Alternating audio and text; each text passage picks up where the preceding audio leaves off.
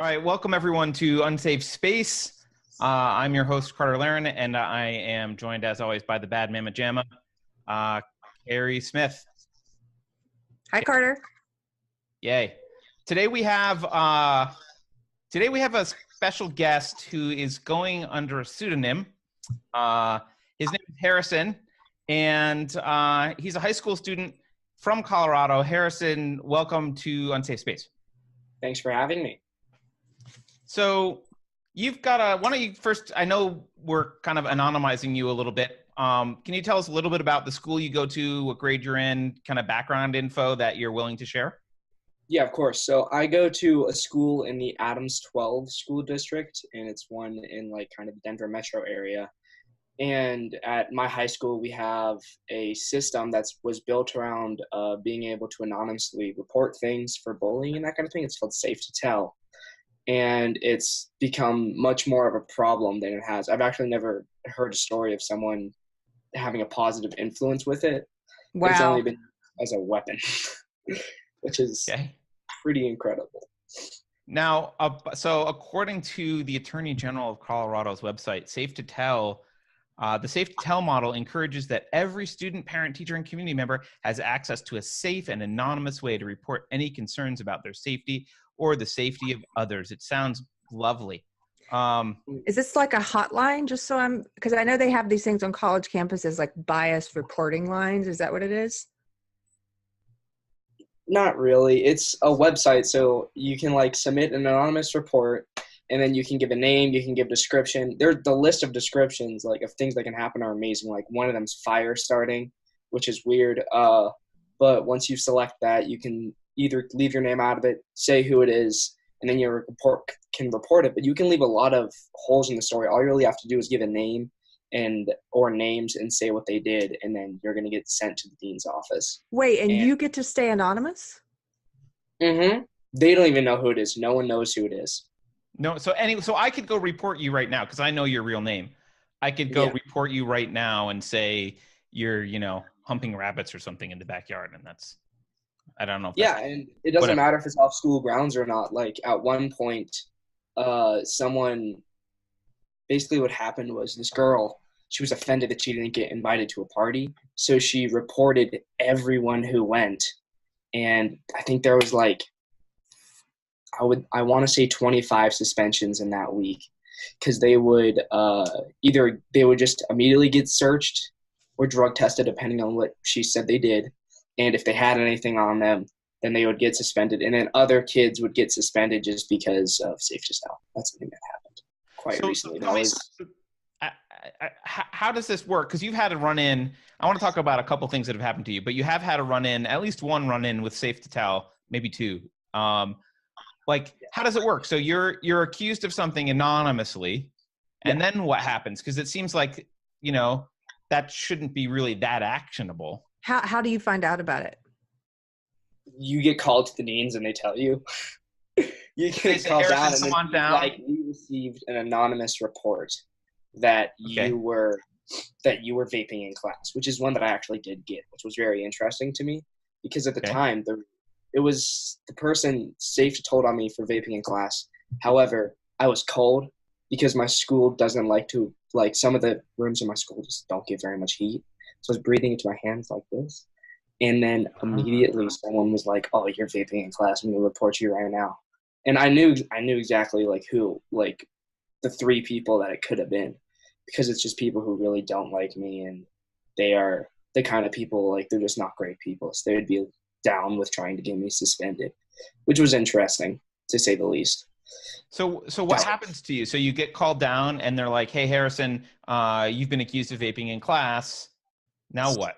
Just thank you. I'm going to go home now. I don't care." What happens? They say, "Okay, so we're going to want to search you, or if you get reported for use of marijuana per se, say you smoke during your off hour, then they're going to drug test you." And that's, I think, one of the last ones that happened to me was someone reported that there were people who did smoked weed during my off hour, and I was with them. So they tried to give me a search and a drug test, which my parents, which my dad refused. Right. And then I got suspended. Bullying him's not gonna. Wait, then you got suspended? In my dean's eyes, he said that that's an admission of guilt, which my dad really was. Refusing to get searched is an admission of guilt. Is that what you're saying? My dad saying, no, you cannot drug test or you cannot search my son, was in his eyes, it was an admission of guilt, which was pretty interesting. And I got basically this. Sorry, go ahead. Well, what happened was they tried to suspend me for 5 days, and that would have been the maximum amount they could have done it for, because then that would have meant that I had marijuana on me and I had it in my system. So they would have suspended me for 5 days. However, after that, everyone that I was with was like, what are you talking about? That guy, all we did was eat a Taco Bell. Like, he's done nothing. What do you mean? And then because of that,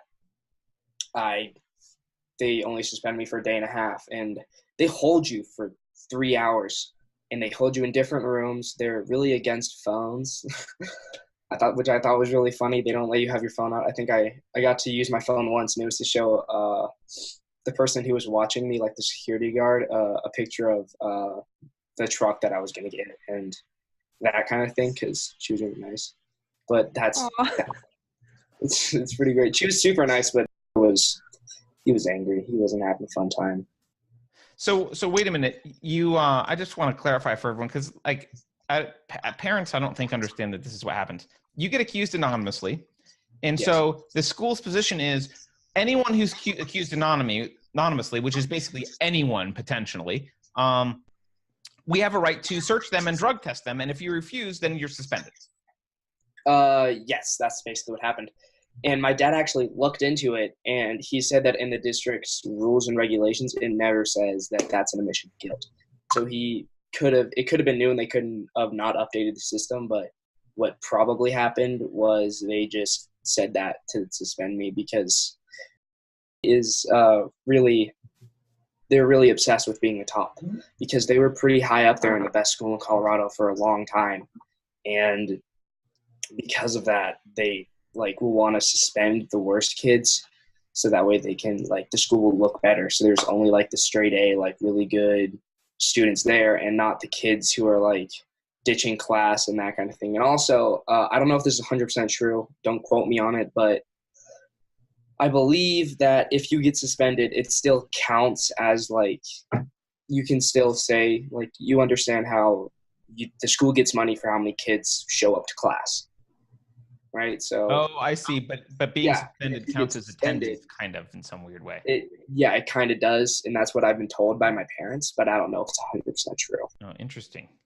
So would you say that you're in the which group are you in? Are you in the group that cuts class a lot, or the straight A group, or are you in a group where you don't really fit? And you tell us what you would say.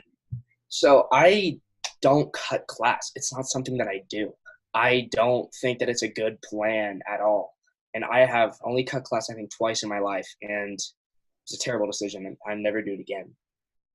But the only times that I miss school is either if I'm going on a family trip or if I'm sick. And conveniently, I was actually sick the last couple of days, and I didn't have school today because there was a security threat. But apparently, someone who was involved in Columbine the FBI was looking for her, and then all the districts got together and they were like, let's just not have school today. Wow. And so she's dead. They found her dead body. Just FYI. Yes. So that's what happened. I didn't go to school at all today. It was great. I slept until 11 o'clock. It was fantastic.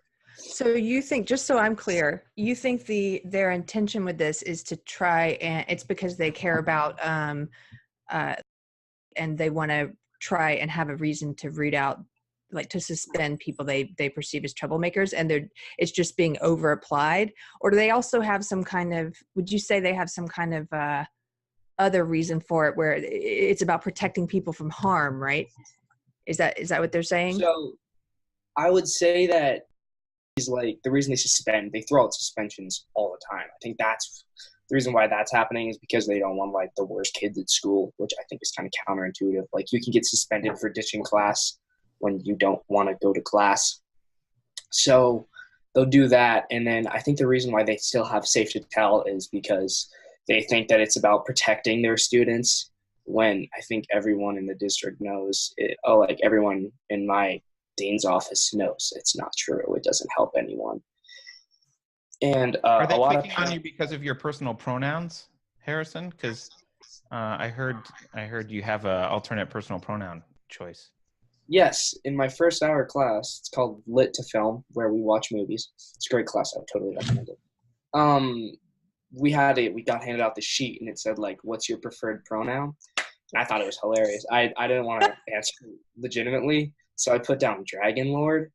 She didn't appreciate it at all. She was very upset. She said, she started talking like, wow, this isn't, like, funny. Whoever, like, wrote this is just like, you shouldn't do that. People are really get depressed over this kind of thing. This is stupid. And she knew it was me because I wrote my name on it, because I was very proud of myself. And she was like, she pulled me out into the hall, and she was like, you can't do this. Like, this is terrible. And then I was like, how do you know that that's not my preferred pronoun? And I was like, I went out on a limb here writing that down, and you're just going to, like, totally get angry at me. I used her logic against her, because I knew very well that she was going to send me to the office, because she threatened it. So I had to use her logic against her so I could get out of it, because I knew if I went to the office on the first day of the new semester, it'd be a very interesting time, because, like, my dad would probably think it's funny. I would be sure that. Your dad would think it's funny based on. Yeah, he's totally cool with it, but I didn't want to, because I actually wanted to have a decent relationship with the teacher. So I had to use her own logic against her, and I felt very smart after I did that. And she was like, she just pulled me back in the room, and I was sitting next to my friend, and then he was like, did he get angry about you saying that you're Dragon Lord? And I was like, yeah. Does your teacher use Dragon Lord now as a pronoun, or no? They give up on that. She doesn't really talk to me. So she doesn't call you Dragon Lord Harrison.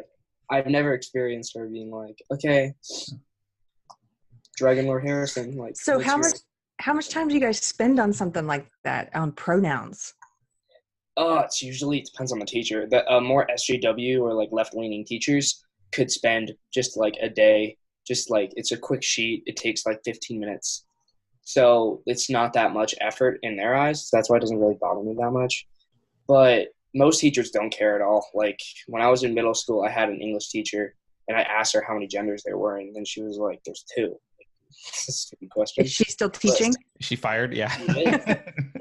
She is. She's a legendary teacher. One of my friends visited her a while back.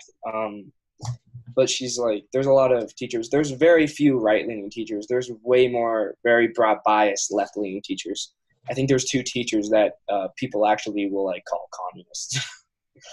And one of them has been arrested, like, a couple times for, like, rioting at, like, women's rallies. Wow. Nice. So one time he was going to go to it, and and then his whole class hated him, so they were like, come on, please get arrested. Let's get arrested. Is this a male teacher who's been arrested at women's rallies rioting? Mm-hmm. So he's a male feminist. He's got the hat and everything, he loves it.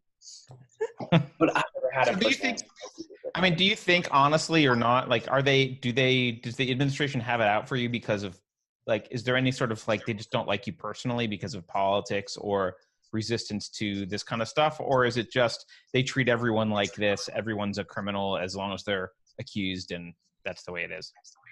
So that depends on a couple of things. Personally, I think that they're fairly neutral on me. I know for a fact the dean that my dad yelled at, I know he's scared of, like, calling me down now.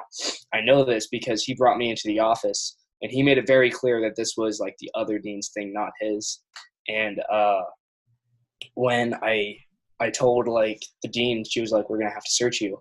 And then I was like, I wouldn't recommend it. Like, my parents are very against it, and you're going to have a rough time. You can ask this other dean, who we're just going to call Steve. You can ask Steve. Like, he knows his back. And then he came in, and he was dropping off things that they had found on other kids. It was a decent amount of stuff, actually, that they had found. They'd searched, like, 3 people. So it was, like, a couple of vapes, a bottle of juice to put in said vapes, and that's, like, that kind of thing.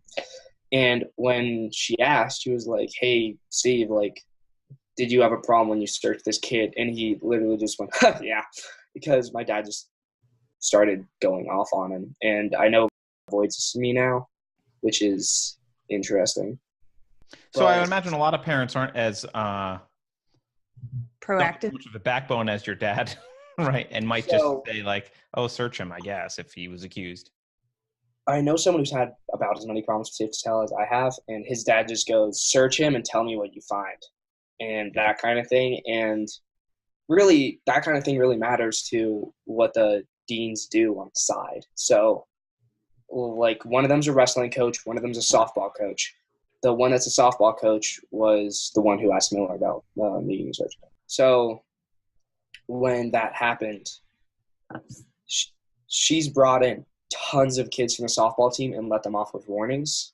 And the dean who is the wrestling coach does the same thing. I've heard stories of people having accusations that would suspend me easily and everyone else. But since they do the sport, and if you're varsity, you're immortal to that kind of thing. Right. And they tell you, stay in the dean's office. I don't want to see you there. But if they see you there, they're going to just kind of like let it go. That sort of thing hasn't changed since we were your age, probably. Yeah. I mean, we didn't have a bias reporting system where you could anonymously turn people in for stuff that you made up. Yeah. But we definitely always had athletes who were not subject to the same rules. I would put it that way. Yeah. So yeah, when I wrestled, it was great. I never got called into the office when I got wrestled because I was scared of my coach, because I saw him, like, he's super strong. He's really good at what he does. But I saw him, like, just be like this him, and he was all-American, and he was a really good wrestler, and I wanted to stay out of the office. But I know people who had gotten called in the office, and they've gotten easy warnings when other kids would have gotten suspended or worse. Yeah. Do they happen to teach you guys about the German Stasi at all? Is that part of your history course? I have no idea what that is. Maybe there's a reason they don't teach you about the Stasi. So the Stasi were kind of like average citizens to be kind of everyday informers on their neighbors, and report their neighbors for activity that was suspect. And it basically turned everyone into a potential spy. So kids would report on their parents, friends would report on each other. And as you can imagine, it creates a culture of fear and secrecy. And it's a great authoritarian tool for control. And it reminds me a lot of Safe2Tell. I guess maybe that's why they don't teach about the Stasi. I don't know. Well, also, we don't learn nearly as much. Like, we learn it the teacher's way, not really the curriculum's way as much. The teachers will, like, they'll teach you vaguely on the curriculum, but if you get a certain teacher, like the one that has gone arrested for, like, going to the women's rallies, if you get him, you're getting a very specific side of history. You're not going to get, the whole picture. You're not going to get both sides. You're going to get the side that he prefers. And then he'll also sprinkle in stuff from today's politicians. I've heard him talk about Trump a lot. That's something that he really gets angry about. And I've heard stories of him just being, like, a terrorist in general. Yeah, not in a good way, I assume. Mm-hmm. Yeah. Yeah. So what's the culture in high school like generally? I mean, do high schoolers take all this stuff seriously, or is it is like social justice a joke, or is it like a culturally is it the popular kids or SJWs, or are they kind of, is it not cool? I don't know. I don't know anything. I wasn't even cool when I was in high school. So you can find SJWs, but a lot of the kids in my high school, they do not care at all. Like, they think that it's really stupid, but then you'll see a couple of them. There's lots of male kids who will, like, wear makeup to school. And I went to prom last Saturday, and there were like 2 or 3 guys who dressed like girls and then came, which no one really cared about. We were just like, whoa, look at that. And it's that kind of thing, a lot of it. But, it's not really like, you don't get popular from being an SJW. You get popular because you have good social skills, which most SJWs hang out with other SJWs, and you can find little... Throwing ad hominem at people is not a good social skill, I guess. That's awesome news, though. Can I interrupt? That's great, because that confirms something that we've been hearing. So I'm aging myself. I'm quite a bit older than you, Harrison. I'm 40. And so the SJWs, I would say, started At least they tend to be younger than us, Carter, a little, right? But they started with our generation. And but what I've been hearing, so like Gen Y mostly, I would say, is very heavily SJW. But millennials. But what I've been hearing is that Generation Z, which would be more of like your age group, is sort of rejecting that because, and that makes sense to me, because youth culture is always pushing against whatever the status quo is. I mean, that's what punk rock is to push back against what you're being told you have to do. And so would you say that you feel like your generation, maybe I'm reaching too far here, but is it kind of like it's not cool now because it's such a status quo thing that I mean, I think SJWs are puritanical, and who wants to be a Puritan? So not a lot of people like them. I would definitely say that. But I wouldn't attribute it to us being just like, oh, that's stupid. Like, we shouldn't like that. Not just because we want to reject it. I'd attribute it to the internet. There, you can find a lot of, like, funny, like, memes about just SJWs being stupid. And it's really easy, and they're very accessible, and they're very funny. So it's that thing, mainly. And also, they're just, like, a lot of us just think it's stupid. It's like, why are you doing that? Like, you were born this way. Why are you switching it to something else that makes little sense? And the second thing, but yeah, no, it's pretty rejected. It's, if something happens, like if someone like just immediately became transgender, it would blow over pretty quickly. But I would say for a solid week, it would be like something that we would talk about. Like, it would be drama per se. In the school would be like a lot of, dude, did you? Well, how do you define SJWs? Just someone who's like very left leaning and they believe in like the new generation of feminists, I would call us, and that kind of thing more. And that's how I usually define them. It's something where you see it and then you hear them like start, yelling, and they get really like riled up. And you're like, that's an SJW right there. When you like, so you can tell by their reactions sometimes. Is that what you're saying? Or? Yeah, they wear funny hats usually to certain marches. So, I heard a rumor. I kind of want to check in with you on it, because I heard a rumor that when people are called things like racist in high school, the word doesn't mean anything anymore, and kids just laugh at it. Is that true at your school, or is that like if I were to say Harrison's a racist, would people be like, ooh, or would they say like, shut up? It really depends on who you ask, actually. If someone said, okay, yeah, like, you're racist, then everyone that like I know would be like, that's a total lie. But then if it got to like got blown out of proportion, it really wouldn't happen. People get called racist like every other day at my school. My school's pretty messed up now that I think about it. Like, it just, if that kind of thing happens, it blows over really quickly. It's not something that can stick per se. It'll blow over really fast, and that's if it actually becomes like something big that happens, which really isn't. The big things that happen are more related to Safe2Tell and kids getting suspended, and sometimes like just massive parties that get a ton of kids suspended. That kind of thing is what people talk about. Ooh, or the person who snitched at all those people that I talked about earlier, she got her car egged. They poured Chick-fil-A sauce on it, which damaged the paint. And they just kind of like broke her car in a way. They really just started messing with it. And I think someone TP'd her house and that kind of thing. And she switched schools, actually, because she said that she was getting justification for this? What did she do? She didn't get invited to this party. Well, she showed up anyways. And then they kicked her out. And then she snitched out everybody. And a ton of people got suspended, and a couple people got MIPs, which are more their fault than anyone's. But what's an MIP? Minor in possession. So one kid had, I think he had like dabs or something on him, and which is really concentrated marijuana. And he got suspended for it.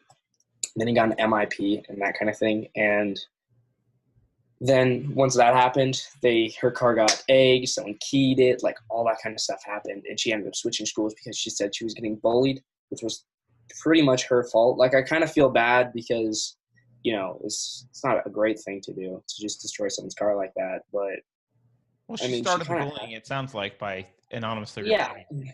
So Well, that's the thing about this system is it seems like it even though they say it's intended to protect kids, it actually is being used by a weapon, or it can be used by a weapon for people to anonymously bully other people. So it's just a cycle of bullying. I bullied you, you're going to bully me, back and forth. But that's the danger of it. Well, hey, I have an old person question. Since you define dabs, what is vaping? Is that just like e-cigarettes? You don't know what vaping is? Break it down for you. Oh my God. Go ahead, Harrison. Okay, so what happens is you can buy, depends on what you get. There's a few different kinds of them. There's like mods, and then there's compact salt-making devices. So the salt-making devices are very small. They're like maybe this big, roughly. Like this is an iPhone 8. It's probably like this wide and like this long. So they have like a retractable part in this little container, and then you can pour vape juice into it, which is a lot of flavoring and vegetable grease and that kind of thing. And then there's nicotine in it, and on the compacts, it's salt-mic is what it's called. And then you put it into this battery compartment, and it gets charged with a micro USB usually. And then when you inhale on it, it triggers the juice to be dripped onto cotton, and then the cotton gets pulled onto coils that heat it up, and then it creates a vapor that you inhale. So it's pretty much exactly like a cigarette, except it has less effect on you per se. Like your lungs don't get turned black or anything like that, from what I've been told. So we're talking about nicotine, just so people, and not marijuana. Okay, thank you. Well, you can vape marijuana as well, and both of them are theoretically safer than smoking the substance, right? Yeah. So if you want to put marijuana in something that you have to vape, you have to do it yourself, which is not recommended by anyone. Well, you can go to a dispensary and buy a vape. I don't know if that's true, but I've never heard of someone buying it just straight from a. Well, then you're California. They're all over the place. Yeah. So then you're talking about something different. You're talking about dab pens then, which no. Dab pens are different. Dab pens are concentrate. Vape is just oil. There's a difference. Dabbing is different than vaping. I just wanted him to define what he meant by vaping, and it's been clear now he meant nicotine. Sorry. Yeah. I mean, I don't even do it, but I ran a cannabis accelerator and fund. It's quite popular in California. But yeah. Really okay. So can I ask you a question, Harrison? Yeah, so we talked about racism and how ubiquitous that has become, where there's so many accusations of it that it doesn't really seem to mean anything. What about sexism and stuff? Like, have you heard the term toxic masculinity? At my school? Yeah. Only from students. The teachers don't talk about it. I would have to ask one of my friends who's had like one of the really left-leaning teachers, which are both male, and to see if that's like a thing. But I have like had people show up, and they have, you know, like big trucks, and they carry like, and they're like wearing like hunting stuff and that kind of thing. They're like your basic, you know, suburban redneck ones, those kind of things. So they will get told that it's toxic masculinity. I had one time, one of my friends, they were like just trying to be like gentlemanly when they got like asked, we're going on a date with just some girl. And she got angry at him because he like paid for everything, and he was holding the door open for her. And then she got angry at him. I think that's the only time that I've ever heard of something like in that same range. I've only heard students say that kind of thing. I've only heard students be like, there's too much toxic masculinity. I've never heard like a teacher be like, y'all need to solve this, okay? Happened. Well, that's good, I guess. Right? Yeah, that's good, I guess. Yeah. But she got mad at him because he paid for the date and he held the door for her. Yeah, well, then he paid for her food and everything, and she got angry about it, which I thought was really interesting. I was like, it's kind of stupid. Yeah, well, she could pay. Yeah, if you want equality, I mean, I'm trying to save money here, so it's going to go great. Yeah. So, I don't know. Is there anything else? Carrie, do you have any other questions for Harrison about? Along those same lines, have you heard? Yeah, have you heard of? I'm just curious because some of these concepts, these are SJW concepts that people are learning in colleges. And I'm just wondering, you know, I know you're just talking about one specific high school, but I'm wondering how, if you've heard of any of these or not. Have you heard the term rape culture before? Like, we live in a rape culture? Not at school. See, it hasn't hit the high school yet, okay? Because it's got to trickle down. You got to wait for the kids who are in college to become teachers and then go to high school. It'll slowly trickle down, but it hasn't hit it yet. I'm sure that when, you know, some of my like younger cousins hit high school, it'll be more mainstream per se. If it doesn't, like, just kind of blow over. Yeah, unless your generation nips it in the bud. Yeah, well, I haven't heard that at all from teachers or students. I'm sure that there are people who believe in it. I'd be totally positive about that, but you know, I don't know a lot of those kinds of people. So you don't hear terms like intersectionality or that kind of stuff in class. That's good. Yeah. Well, I guess that is good. Don't worry, you can you'll hear all of it in college where Awesome.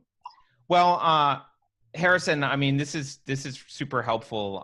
Thank you for giving us some hope, some insight, I guess. Yeah. And some hope. Some hope. That kids are still kids. Do you know what I mean? You're talking about the stuff kids are getting in trouble for, like partying, egging, cars, whatever. I'm like, okay, so kids are still kids. They actually never caught the person who did that. They looked for him for like a solid 3 weeks, but they never were able to figure it out because the parking lot cameras are terrible. They're like, it's like filming on a toaster. It's really bad. So they couldn't figure out. They just saw like blurs. And they called in everyone, and everyone was like, where were you at this time? And then all of them like said somewhere that wasn't Chick-fil-A. So they couldn't figure it out. They just didn't know. Well, I'm sure Jussie Smollett has some theories about who might have been responsible. So I'd like to do, we should do a regular show where Harrison tells us old people what young people terms mean. I'm joking. Like YOLO. I'm joking. Do you have any terms for us? Depends. All right, sure, let's do this. It's a term that's very common now. It's called boot gang. If you say boot that you gang? boot gang, yes, like BOOTGANG. All right, so if you say the word boot gang, it means you took someone from something, but it's usually semi-consensual, like that kind of thing. Or you could just like have gotten something from someone. Someone just gave me a call. Or you could have gotten something from someone, and then you could say, oh yeah, he boot ganged that from them, like that kind of thing. So like, okay, like bogarting. What? No. Hey, Carrie, do I have it right? It's like bogart? Yeah, you have it right. So I think boot ganging is what we used to call bogarting. Oh. BOGART.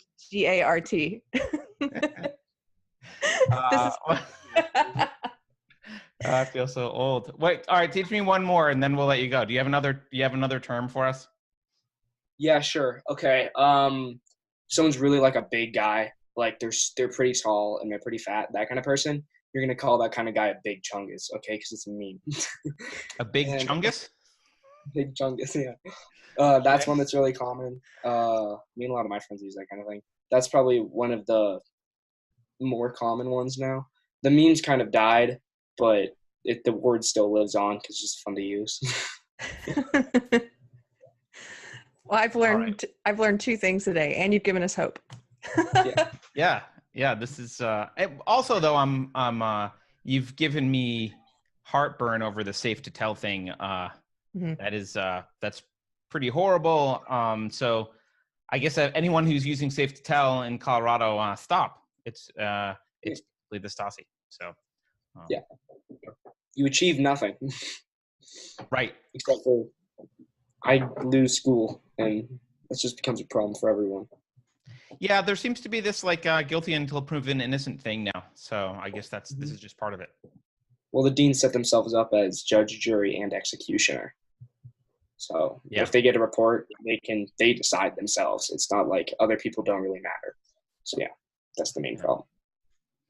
Yeah.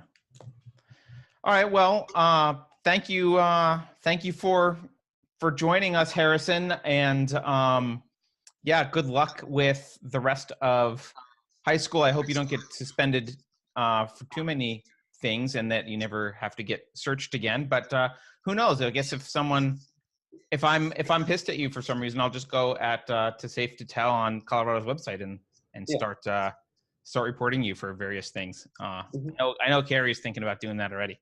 So yeah, thank you for coming on. Yeah, of course. It was nice talking to you. Yeah, you too. All right, thanks, Harrison. Thanks everyone for watching. Please follow us at Unsafe Space on Twitter. You can go to YouTube and subscribe to at Unsafe Space, which is the channel name, and you can go to unsafespace.com and give us your email address. So after we get banned from YouTube, we can still tell you where find our videos. Nice. Take care. Thanks, guys.